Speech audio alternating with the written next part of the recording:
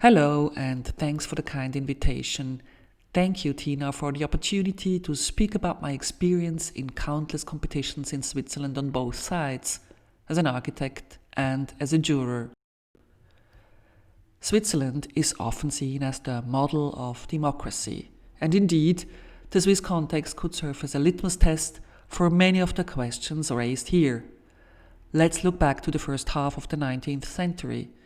In 1837, more than 10 years before Switzerland gave itself its first federal constitution, 57 builders came together in the casino of Aarau, founding the Society of Swiss Architects and Engineers, today called SIA. Already in 1877, this society published its first set of rules to architectural competitions. Ever since, each generation of architects contributed to a system of democratic devices to stimulate quality, innovation, and fairness. One of the most amazing rules resulting from this generation work is the so-called Ankauf, or purchase option, in the competition regulations by SIA. Article 22 states, excellent contributions that can't be awarded a prize because they did not follow the rules may be purchased. What does this mean? Briefly said, the jury may rank such a purchased competition entry among the regular entries. If it is ranked in first place, it may be recommended for further development when certain formal requirements are respected. The hurdles are fairly high, but let's think, why was such an option created? Sometimes a jury realizes that the original competition program was set too narrowly once it sees the whole range of ideas submitted. Indeed, when the program is written, nobody can predict what the best solution will be.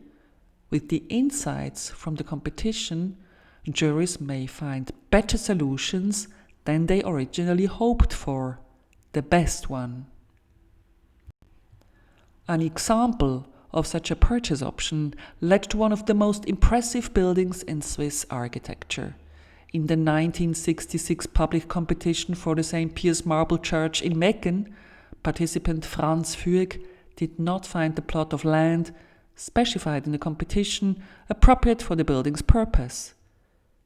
He had the courage to place his project in an entirely different plot. He won the competition, and the parish exchanged the plot with the owner of the other one.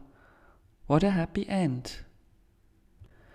This example shows that Article 22 is more than impressive. It is essential for lasting quality. And it is the answer of one of the biggest dangers in the field of architectural competitions: over-regulation. Competition cars in Switzerland more and more are suffering from uncontrolled and escalating amounts of parameters and conditions.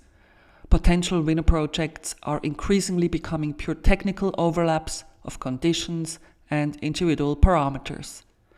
More and more specialists create preliminary examination reports, growing longer and longer and containing endless lists of green and red assessment symbols. Green for fulfilled, good boy, and red for failed, danger. A competition is the beginning and not the end of a multi-layered design process, including cultural and social aspects. Extended preliminary reports obscure the primary goal. Alarmed by this development, a group of Swiss architects initiated a conference resulting in a 10-point manifesto, the Einstein Proclamation. In this proclamation we state that the architectural competition is one of the most important achievements and the cornerstone of Swiss building culture. It aims to generate and strengthen architectural quality and serves to promote young, talented architects.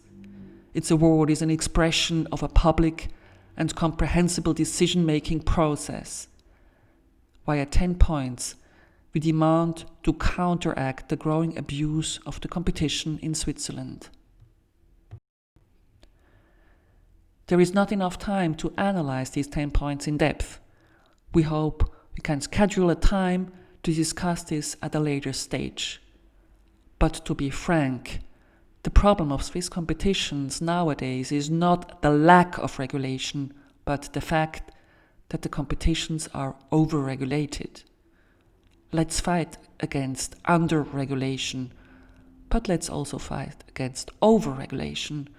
We all, jurors and participants, are responsible. Maybe then we can say one of the most precious achievements of our discipline, as it was originally intended and as it is still meant, the competition. Thank you.